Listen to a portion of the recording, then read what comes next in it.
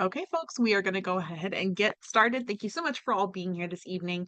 If you haven't joined us before, we just ask that if you're joining us virtually, you stay muted unless you are presenting or asking a question, just so we can avoid any feedback.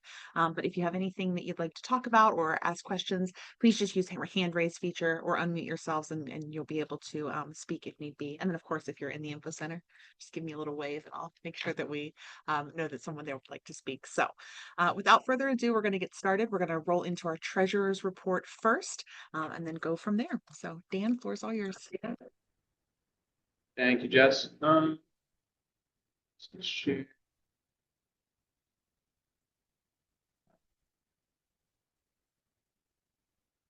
Hopefully, of course, you guys can't see that. Perfect.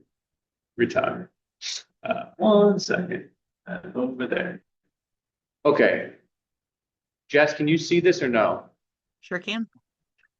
Okay, perfect. All right, so here's the balance sheet for this month. Not much has changed over last month. We did receive a little bit more cash came in for the festival. And then obviously we had some expenses came out with basically the checks to the people who covered costs early on. So still sitting good, 24,000 in the account. And then for income statement, so overall, again, this month was good. We were positive 3,000, and then for the year, we are just positive, just a bit over $1,100. I have not been able to pull up last year's reports because we're having an issue with OneDrive to see how we compare to last year, but I think that's looking about the same as last year. So I think the end of the year will be pretty close if we break even again, or pretty close to that. So, yeah. Up a little bit. Right there. Good. Okay. Any other questions from anybody else?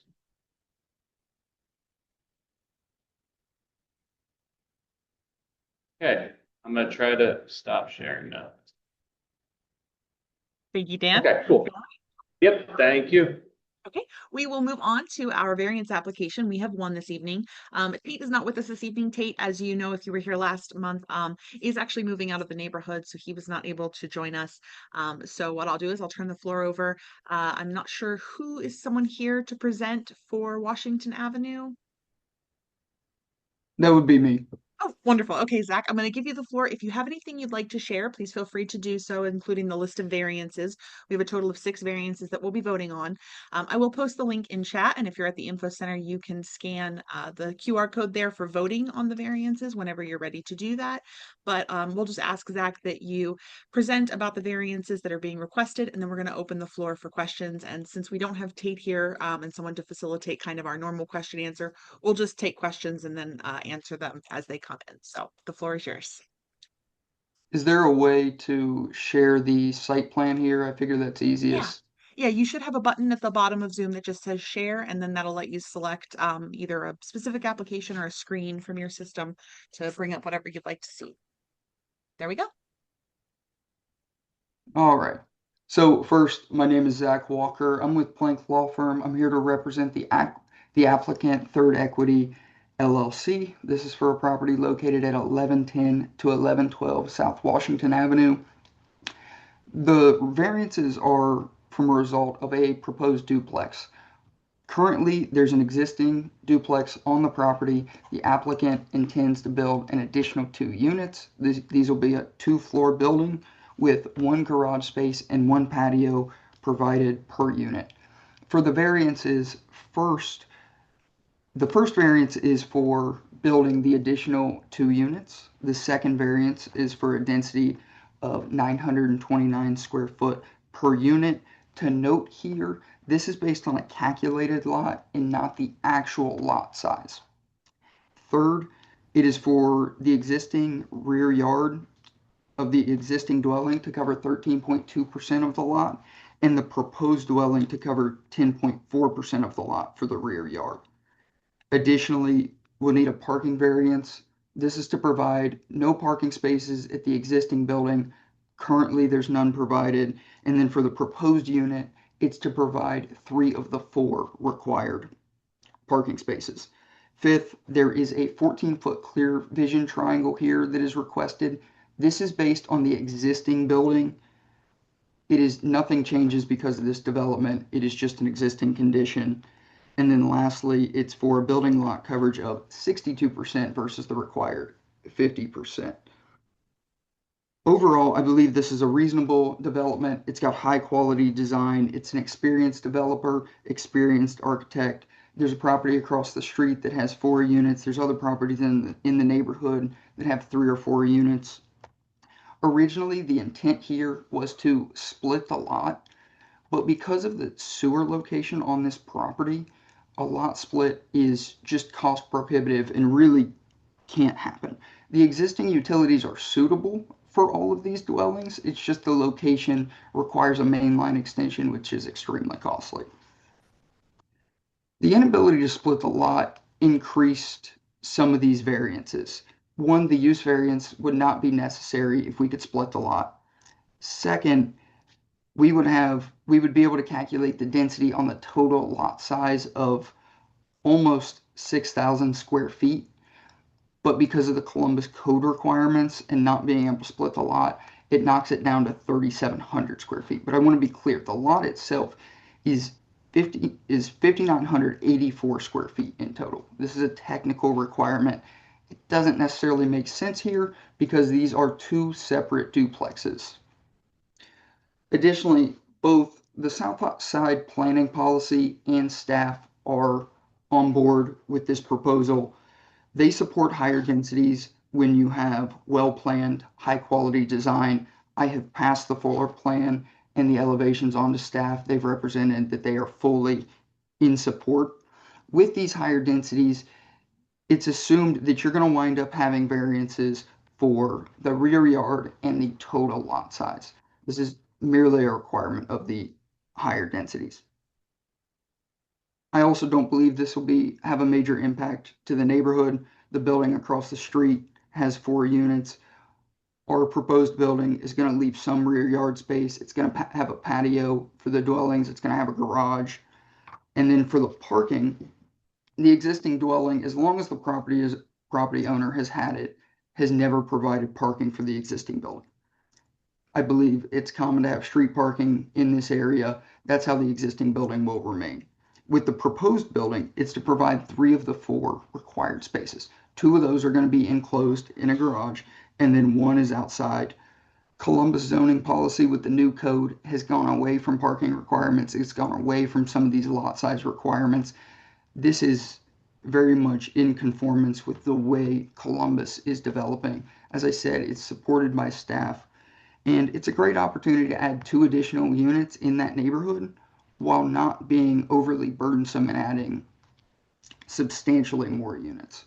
So I appreciate your time tonight, and I kindly request that you recommend approval on these variances. Thank you, Zach. Does anyone have any questions?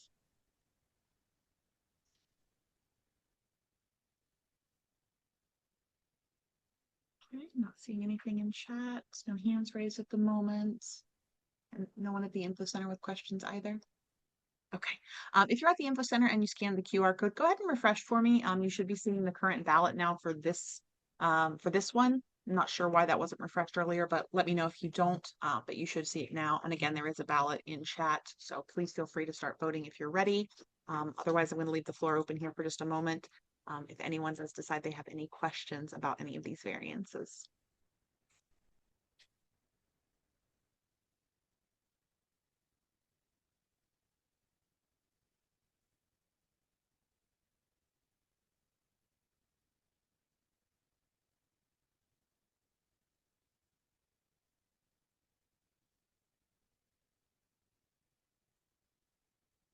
All right, votes are starting to come in, so we're going to give everyone just a few moments to get their votes in.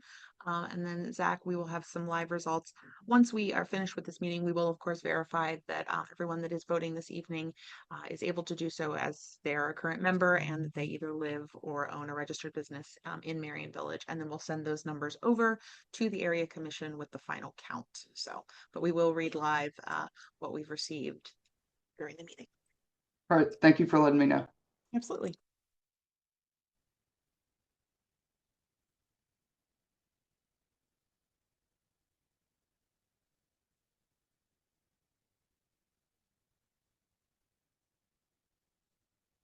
All right, looks like we have several votes in. Does anyone need some additional time? Okay, in that case, let's go ahead and get us refreshed here and we'll get our vote counts. Let me just look through. Jess, we have one more. Sorry, we have one more vote. Votes in. Sorry. Wait, one more. Oh, sorry, one more. Okay. No rush.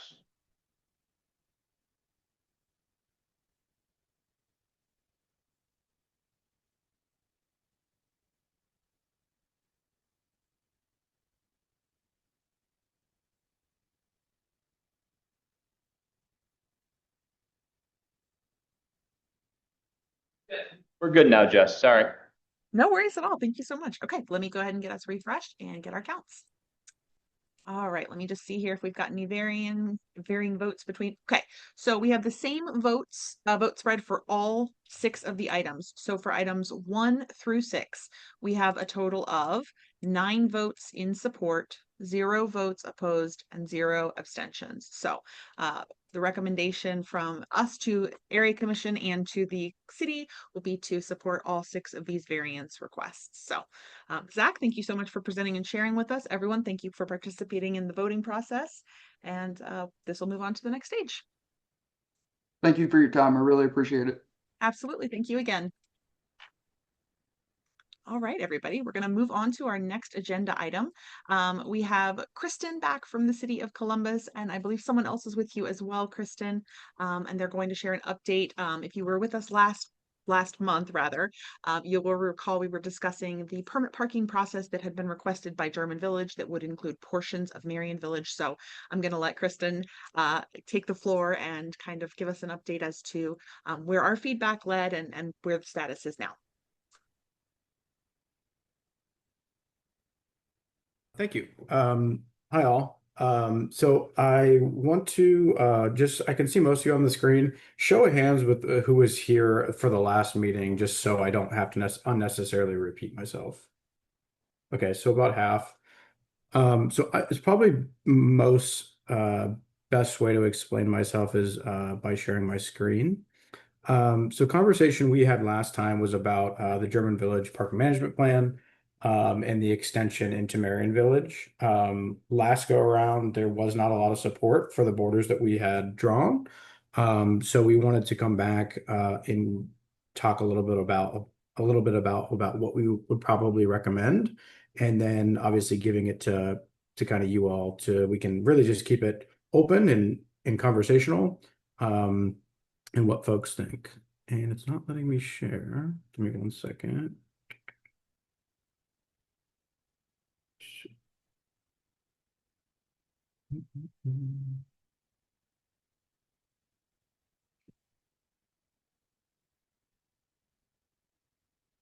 Okay, so this is the timeline we have for the whole area. So 1, 2, 3, and 4, all signs are installed.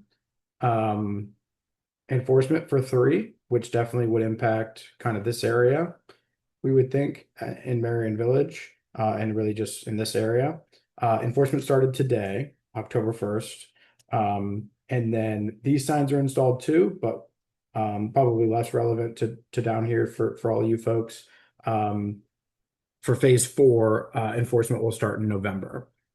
So the conversation we had last time was, do we stay to the same timeline of sign installation in January? And I think by and large, most folks weren't supportive the program, period. And so we heard that. So we talked to our leadership on kind of where do we go from here, knowing we've told this to a lot of the public, but knowing we hadn't come directly to Merion Village in a meeting like this. So this was going to be, so this is just a kind of an enlarged version. So this is 1, 3, 5, it starts in this little corridor and then over here. And then this is going to be our recommendation to basically shore up at least a southern border instead of having a southern border here. It's just a little wonky, and also leaving potential exposure to a lot of the folks in, say, Barcelona, also the new Pizzuti project, Jaeger Square, basically parking up this area unmanaged. So that's the recommendation for this larger area. It still sticks to our eastern border that we gave to the presented to the public, knowing there is some that is in Merion Village. And we think that the southern border at least gives a terminus to it, whereas most folks thought really south of Deschler, I think was the consensus, doesn't really need any parking management. So we heard that. And this is going to be our ultimate recommendation and sticking to this timeline if that works for you all. And then if not, we can have further conversation. So that's really the ultimate goal. Are we okay with this map? And if not, we can go from there. So I'll stop sharing. I can open it up, or Jess, if you want to take it away from there. And you can actually leave the share up because I'm sure if people do have questions, they might want to ask questions that kind of Sure. involve the map. So anyone have feedback, questions? I think for the most part, the consensus is thumbs up in the info center.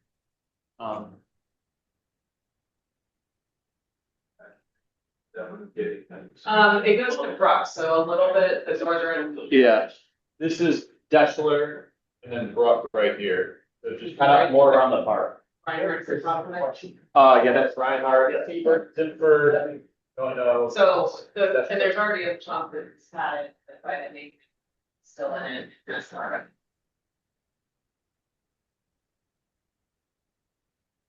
So less than.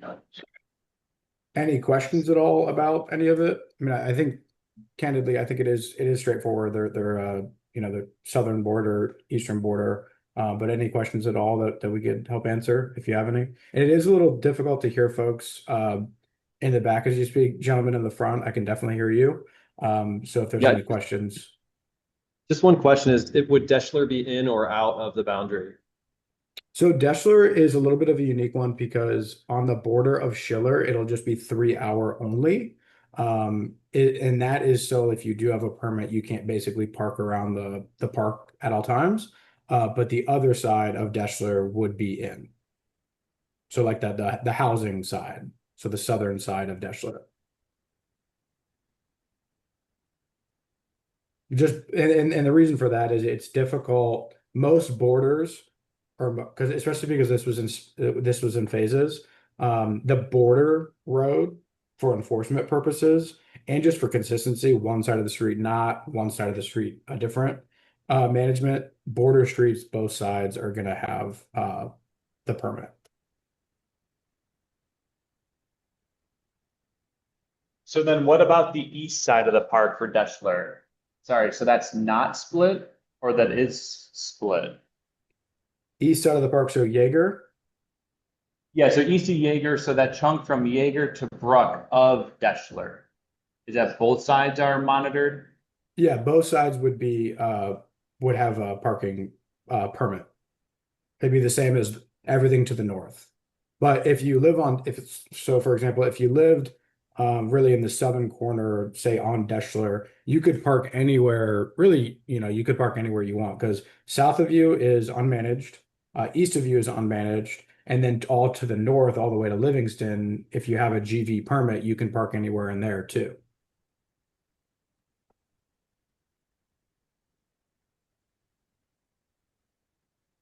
And anybody? Thank you.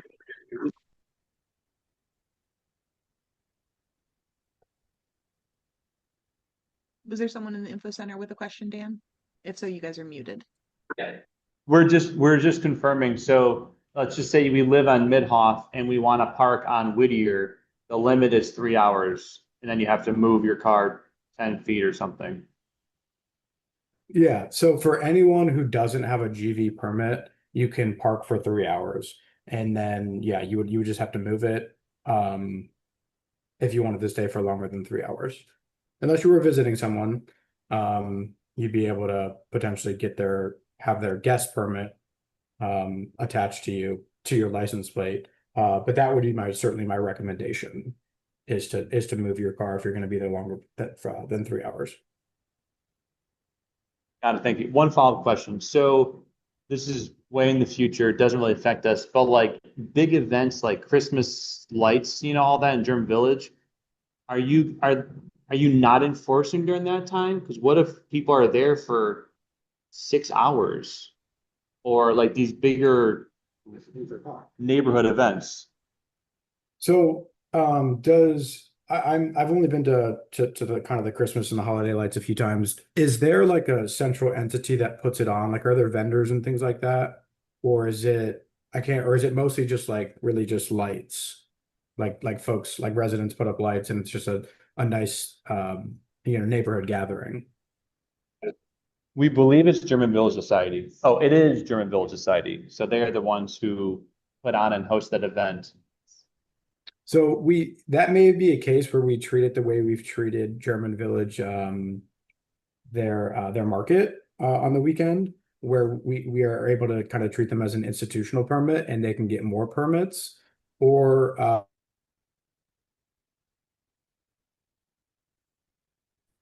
but for other folks, visitors coming in, they would be subject to the 3 hour as well. Now, when I went, there were there were a lot of people. That was probably a very challenging, from an enforcement perspective, um, challenging atmosphere to monitor.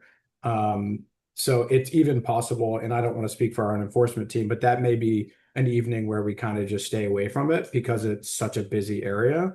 Um, I think it would really just, we'd probably have to see come this winter with how we would treat that. But I think an institutional permit for vendors, for example, may be an option for actual people like vendors and things like that. Anyone joining remotely have any questions? You can feel free to unmute yourself if you do.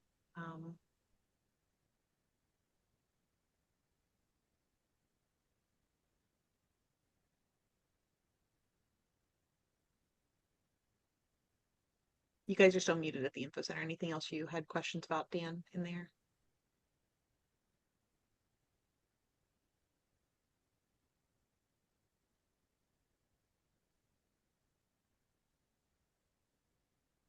Okay. I think that might be it then. So just a final item.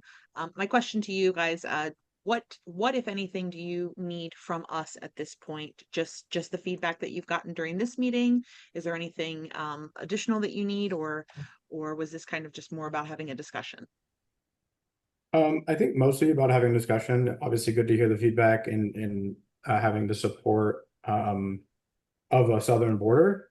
Um, so I think that was mostly. Amanda, is there anything else that you think we need? And I also see Kevin online. You have a question as well. Kevin, if you want to go ahead and jump in with your question, please feel free. Am I seeing, I joined a little late, so I probably didn't get the entire conversation, but am I seeing correctly that the borders for the January implementation of the parking, maybe have they changed since they were first published? Because my memory was that Thurman maybe was included in a 2026 January phase, and it looks like it's not part of that right now. Yeah, so you are looking at an updated map. Let me see here. Oh, give me one sec. So this And my is other the question is this the last phase or so phase 6 is really the last phase, and we're going to be discussing with um, Schumacher Place next week. But yeah, so this was the original map. So what you were seeing was an edited one to here based on conversation we had with this group last month. A lot of folks didn't think there was any reason to go south of Deschler, given existing conditions, parking conditions. And yeah, it did actually go down all the way to Gates. So it further encompassed Thurman. But this is the one that I had. So this one is what we're discussing now, and folks at the info center are generally in supportive of this. And the reason why this is perhaps larger, it's really for one, this great area. I did not mention this at the northern portion of phase 5 is a permit area at MV. So that needs to, at very least, we would be drawing kind of this along Siebert to encompass that. So we don't have this random MV. But also because of the Jaeger Square development, putting pressure on this area, parking for anyone. So including that in GV, we think is our recommendation. Hey, Christian, if I can just jump in here, the MD permit zone was actually included in phase one. Oh, So that perfect. section was actually included in phase one, so it went away in the original plan.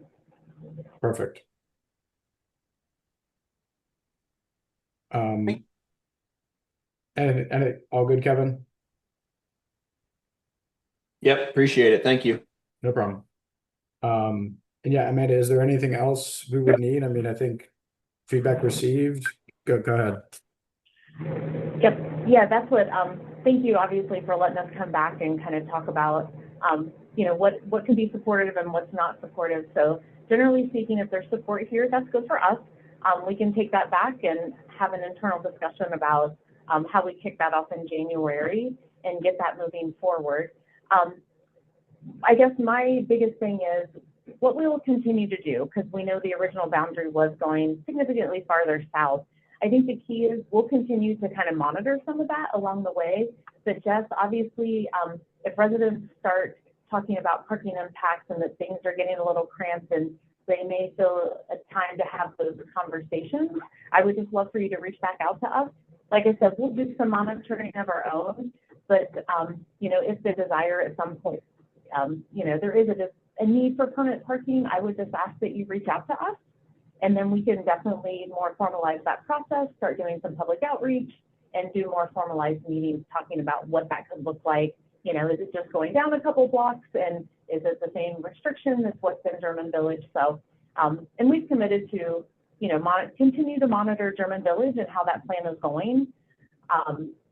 Obviously we hear a lot of rumblings and some different things like that.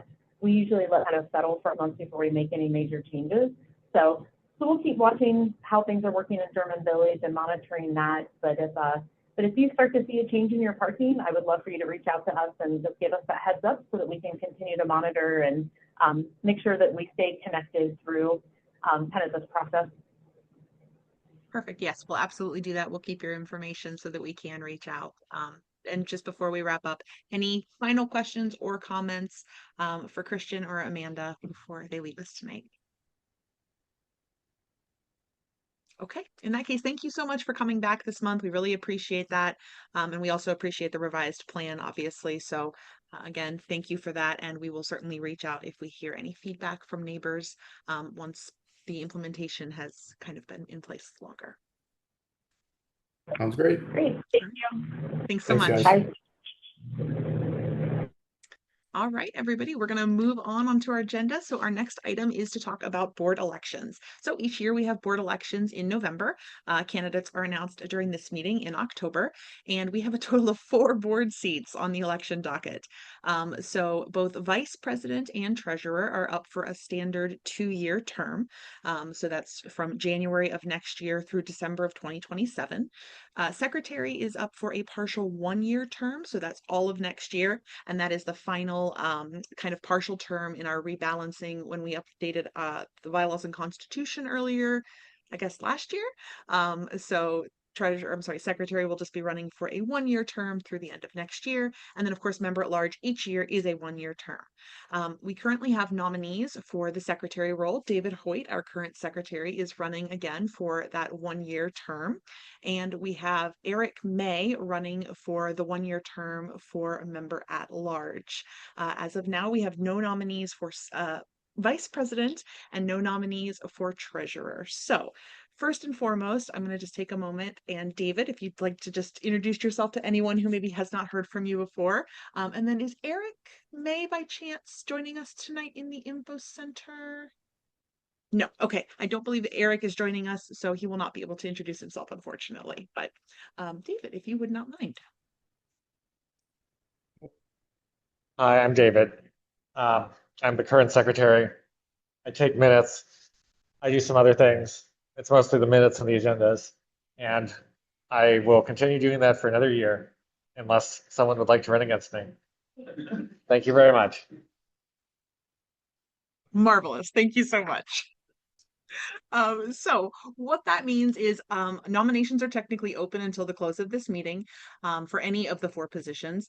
If any of the positions have no nominations, then at the beginning of the year, those positions would be vacant, and essentially nominations would just be open month by month for anyone to be nominated for those roles. And then they would be presented and members would be asked to vote.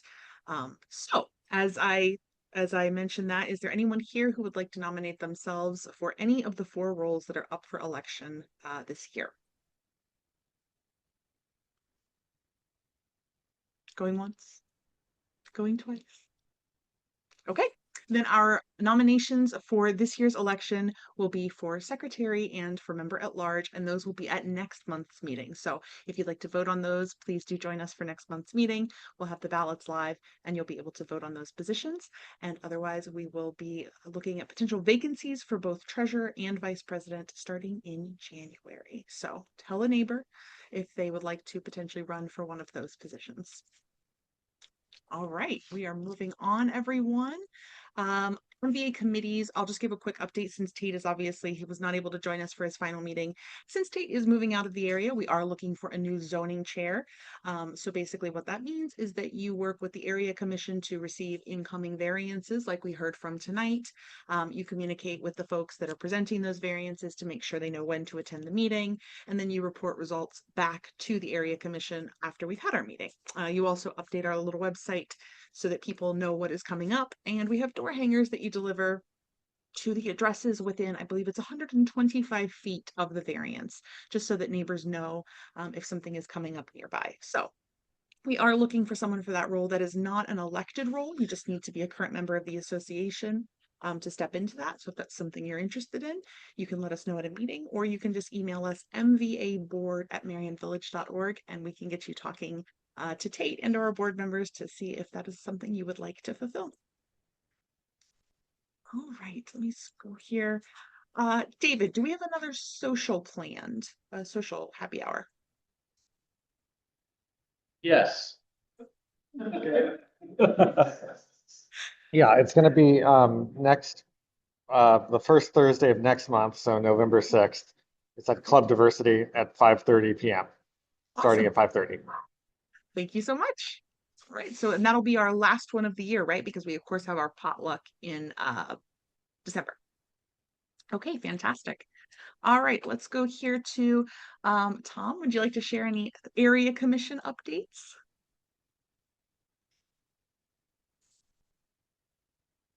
I don't think I've got a lot today, unless you know any, Justin. We got 2 of us here. Other than we're running, so yeah, that's about it, for the most part. So Could you otherwise, remind things are us? pretty static. Could you remind us when those elections are? Well, so we're currently doing petition packets right now. Those are available for anyone who wants to run. If you do not fill out a full petition packet, you cannot be voted on. So if there's all unopposed, there basically won't be an election because no one could run against. If anyone wants to run, come talk to one of us. We're happy to point you to the direction. If you want to run against me, I'll happily bow out.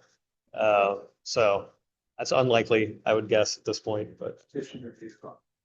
And the petitions are due October 10th. Yeah. November 15th for election. Thanks, Justin. All right, thank you. Yeah, I think those are the main things. City council's coming around, starting next round of zone-in discussions. So you'll probably see some community meetings about that. I think that's all I got. You want to say? All right. All right, I'm going to run through the list of upcoming events that are happening, both ours and other local events. So, of course, this Saturday we have our annual autumn yard sale. That's going to be on Saturday, October 4th from 9 a.m. to 3 p.m. throughout Merion Village. I believe we have a total of 35 addresses registered for that sale. You can get the map now. Actually, it's live on our website. We have a printable version, and then we also have kind of an interactive Google map if you prefer to use from your phone. Immediately following the sale at the Info Center, we'll have a Goodwill donation drive. So if you have housewares you'd like to donate, we can also accept e-waste, but please do check the lists on our website of what is accepted and what is is not. We cannot take furniture items. We cannot take televisions or computer, like actual monitors of any kind. So please do check that, since there are some limitations.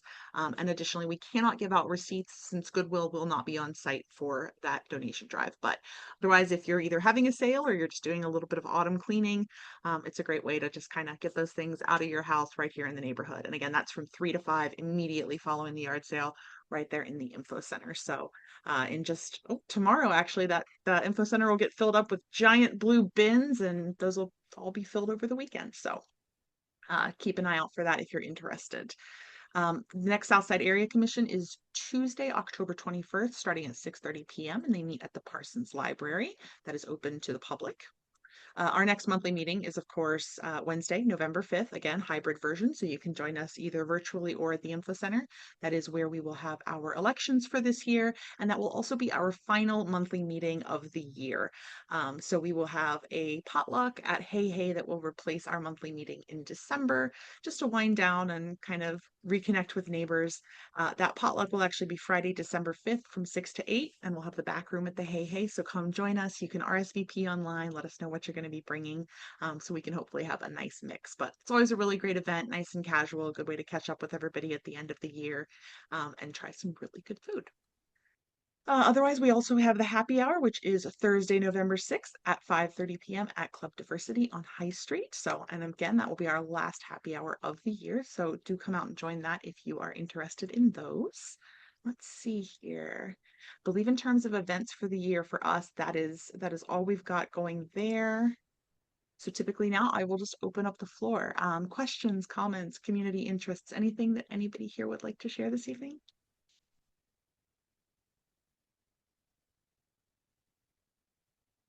Okay, seems like we're quiet. All right, in that case, do not miss our meeting next month. It'll be our last of the year. We hope to have a chance to have a good election and hear from everybody before we wrap up for the year. Please RSVP for the potluck. Really hoping to have a great turnout this year, and just happy to see everybody and wrap up another fantastic year. So thank you all so much for being here this evening. Look forward to seeing you next month and hope everyone has a great night. Thanks, folks. Thank you.